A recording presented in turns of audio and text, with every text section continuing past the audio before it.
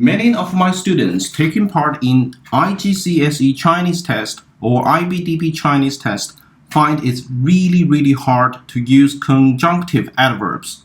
They find it very hard to use those adverbs in their listening, speaking, reading, and writing. So today, in my video, I'm going to show you what are the conjunctive adverbs in Chinese. Why are we using those conjunctive adverbs? And I'm going to share with you my methods and the strategies to use those adverbs correctly and easily.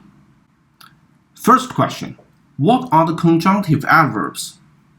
A conjunctive adverb connects two independent clauses.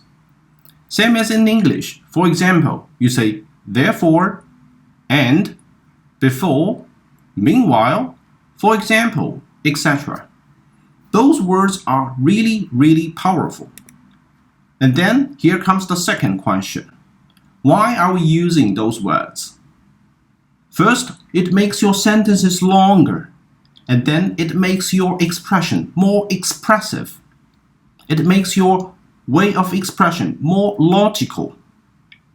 And also, it makes your narration more coherent.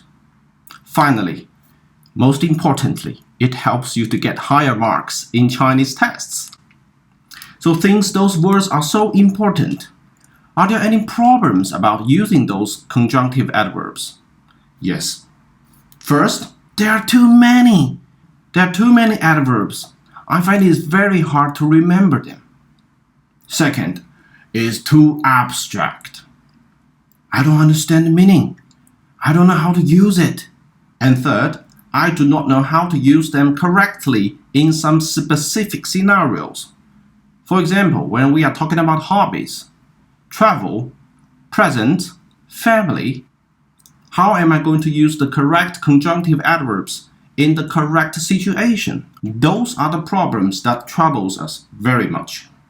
I'm going to introduce to you only the essential ones that are most important, which will be used in your essay or in your speaking.